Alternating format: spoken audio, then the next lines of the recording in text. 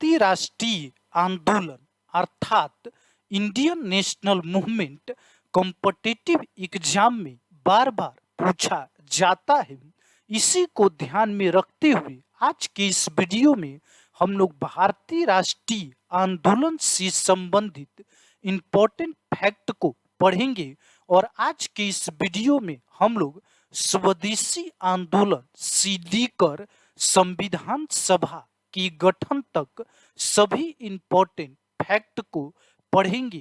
तो दोस्तों, आज हम लोग भारतीय राष्ट्रीय आंदोलन से संबंधित सभी इम्पोर्टेंट फैक्ट को पढ़ेंगे, जैसा कि स्वदेशी आंदोलन।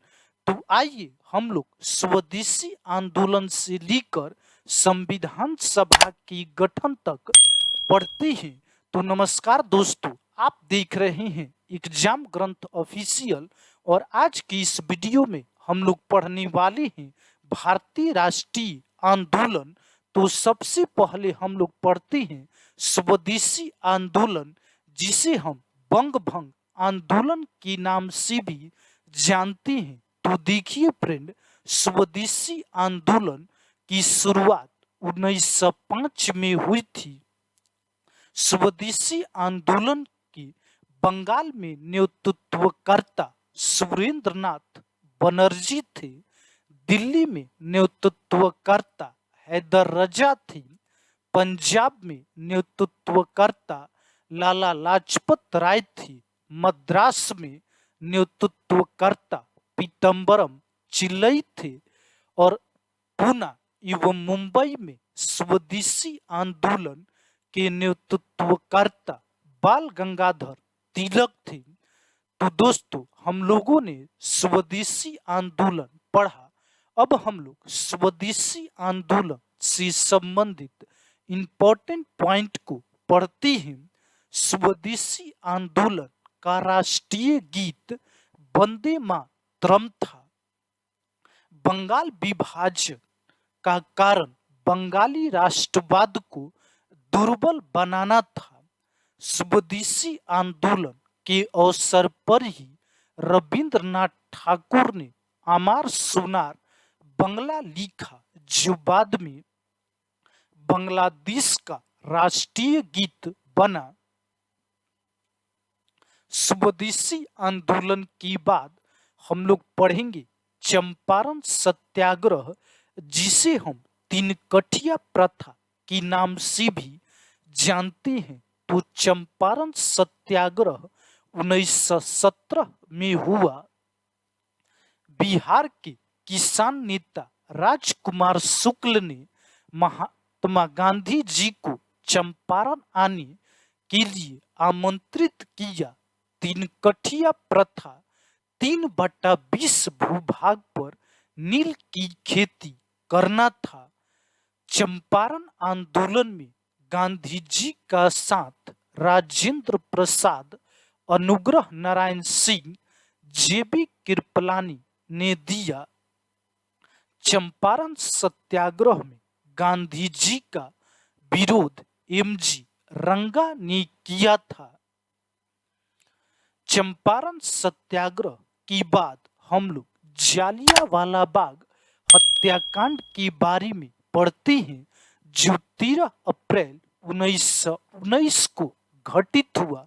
तो सबसे पहले हम लोग देख लेते हैं कि जालियांवाला बाग हत्याकांड के विरोध में निम्न व्यक्तियों ने अपना पद या पदवी त्याग दिया। तो वह व्यक्ति कौन कौन थे? तो शंकरन नायर ने वायसराय की कार्यकारिणी परिषद से इस्तीफा दे दिया।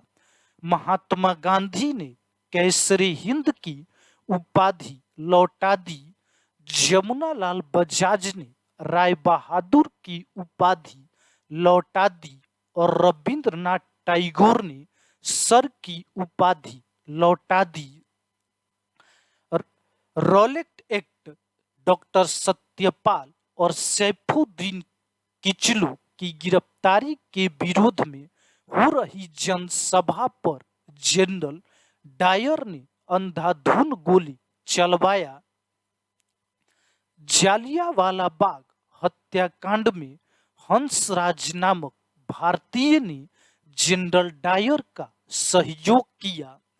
जालियांवाला बाग हत्याकांड में सरकारी रिपोर्ट की अनुसार 379 व्यक्ति, जबकि कांग्रेस के अनुसार लगभग 1000 व्यक्ति मारे गए। जालियांवाला बाग कभी जाली नामक व्यक्ति का संपत्ति था।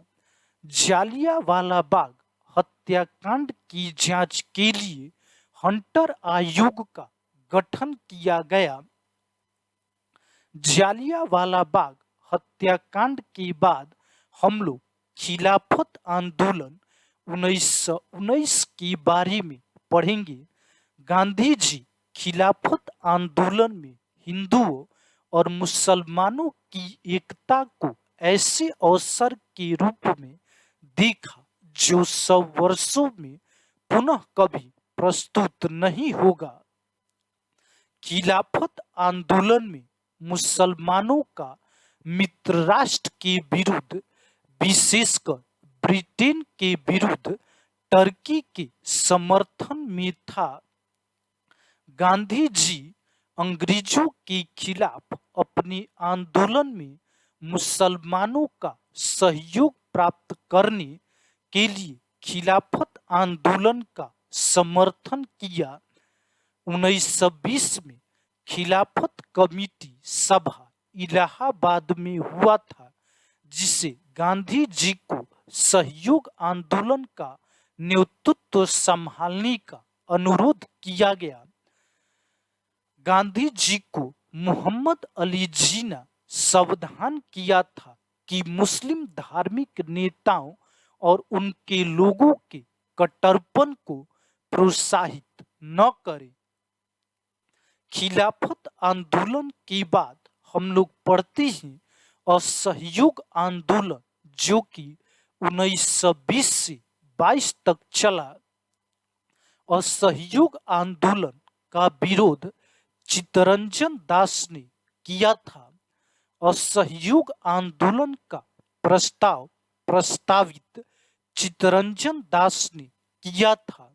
असहयोग आंदोलन के दौरान चित्तरंजन दास ने वकालत छोड़ दी थी। 1 वर्ष के भीतर स्वराज का लक्ष्य असहयोग आंदोलन ने रखा। असहयोग आंदोलन, रॉलेट एक्ट, जालियांवाला बाग हत्याकांड, खिलाफत के प्रश्न पर चलाया गया था। बाल गंगाधर तिलक असहयोग आंदोलन का समर्थन तो किया, लेकिन परिणाम नहीं देख पाए, क्योंकि 1 अगस्त 1920 को उनकी मृत्यु हो गई।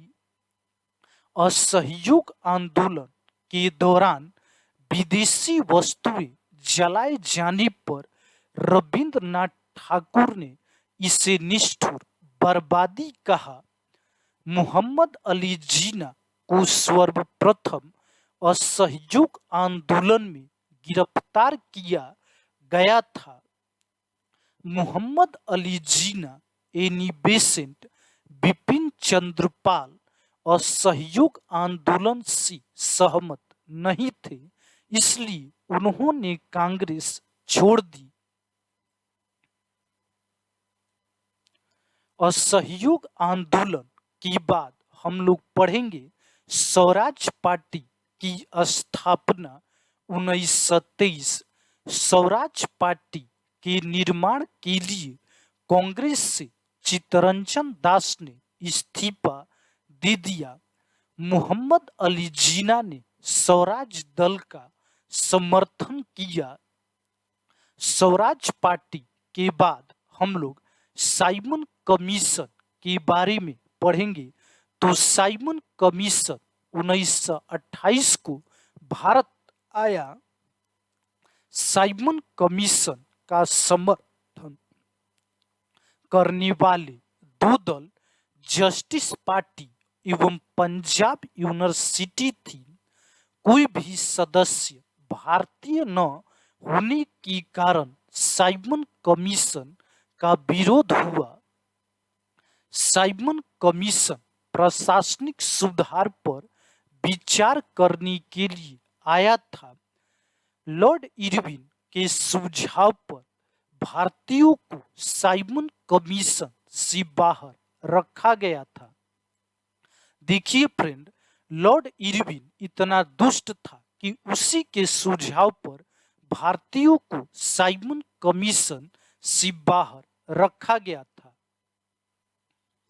साइमन कमीशन के बाद हम लोग पढ़ते हैं पूना पैक्ट 1932। पूना पैक्ट भले ही गांधी जी एवं अंबेडकर के बीच हुआ, लेकिन पूना पैक्ट पर गांधी जी ने हस्ताक्षर नहीं किया था। हिंदू जाति की ओर से मदन मोहन मालवीय ने पूना पैक्ट पर हस्ताक्षर किया था। पूना पैक्ट की बात हम लोग पढ़ लेते हैं पाकिस्तान की मांग, जो कि 1940 में किया गया था। पाकिस्तान शब्द का जन्मदाता चौधरी रहमत अली था। सर्वप्रथम मुसलमानों के लिए पृथक राष्ट्र का विचार लियाकत अली के मन में आया था। पाकिस्तान प्रस्ताव की रूपरेखा सिकंदर हयात खान ने तैयार किया था। सर्वप्रथम पृथक मुस्लिम राज्य का प्रस्ताव मोहम्मद इकबाल ने रखा था। भारत के विभाजन की मांग अर्थात पाकिस्तान की मांग मुस्लिम लीग के लाहौर अधिवेशन 1940 में मोहम्मद अली जिन्ना ने किया था। 1940 के लाहौर अधिवेशन में मोहम्मद अली जिन्ना ने दो राष्ट्र का सिद्धांत दिया। मुस्लिम लीग का पाकिस्तान दिवस 23 मार्च 1943 को मनाया गया था। पाकिस्तान के अलग राज्य आंदोलन का नेतृत्व मोहम्मद अली जिन्ना ने किया था। मुसलमान के लिए एक पृथक देश का प्रथम बार एक निश्चित अभिव्यक्ति 1930 में मुस्लिम लीग के लाहौर अधिवेशन में हुआ था। अब हम लोग भारत छोड़ो आंदोलन 1942 के बारे में पढ़ते हैं। भारत छोड़ो आंदोलन के समय महात्मा गांधी को आगा खां पैलेस मुंबई में रखा गया था। महात्मा गांधी का जीवनीकार लुईस फिशर, जो अमेरिकी पत्रकार था, भारत छोड़ो आंदोलन के समय महात्मा गांधी के साथ था। वास्तव में भारत छोड़ो आंदोलन नेतृत्व विहीन आंदोलन था, क्योंकि सभी प्रमुख नेता को अंग्रेजों ने गिरफ्तार कर लिया था। फिर भी कई आयोग महात्मा गांधी को उत्तर मानता है। देखिए फ्रेंड, वास्तव में भारत छोड़ो आंदोलन नेतृत्व विहीन आंदोलन था, क्योंकि 9 अगस्त 1942 के सुबह ही जितने भी प्रमुख नेता थे, उन सभी नेता को अंग्रेजों ने पकड़ करके जेल में डाल दिया। लेकिन भारत छोड़ो आंदोलन के बारे में महात्मा गांधी को कई आयोग उत्तर मानता है, इसलिए आप लोग महात्मा गांधी उत्तर दीजिएगा। भारत छोड़ो आंदोलन का समर्थन सरदार वल्लभ भाई पटेल ने किया था। भारत छोड़ो आंदोलन के समय इंग्लैंड का प्रधानमंत्री विंस्टन चर्चिल था। कैबिनेट मिशन 1942 में, जो कि कैबिनेट मिशन मार्च 1942 में भारत आया, उसके बारे में पढ़ते हैं तो कैबिनेट मिशन त्रिस्तरीय शासन व्यवस्था था। कैबिनेट मिशन भारत को विभाजन मुक्त रखना चाहता था। अंग्रेजों का अंतिम प्रयास था कि भारत विभाजित न हो, वह कैबिनेट मिशन था। महात्मा गांधी कैबिनेट मिशन के पक्ष में थे। और आखिरी हम लोग संविधान सभा पढ़ते हैं। सर्वप्रथम संविधान सभा की रचना का विचार कांग्रेस पार्टी ने 1936 में प्रस्तुत किया था। संविधान सभा का गठन कैबिनेट मिशन प्लान से हुआ था। संविधान सभा में 10 लाख जनसंख्या पर एक प्रतिनिधि थे। संविधान सभा के अस्थायी अध्यक्ष सच्चिदानंद सिन्हा थे। संविधान सभा के अस्थायी अध्यक्ष राजेंद्र प्रसाद थे। तो दोस्तों, आज के इस वीडियो में हम लोग भारतीय राष्ट्रीय आंदोलन से संबंधित जितने भी इम्पोर्टेंट फैक्ट थे उन सबको पॉइंट बाय पॉइंट हम लोगों ने पढ़ा।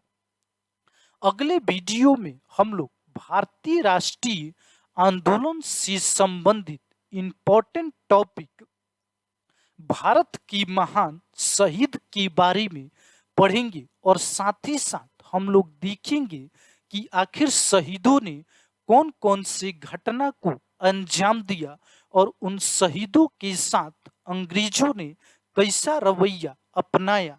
तो आज के वीडियो में इतना ही।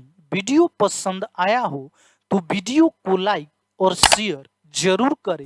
चैनल पर नए हैं तो चैनल को सब्सक्राइब करें। वीडियो को पूरा देखने के लिए आपका धन्यवाद।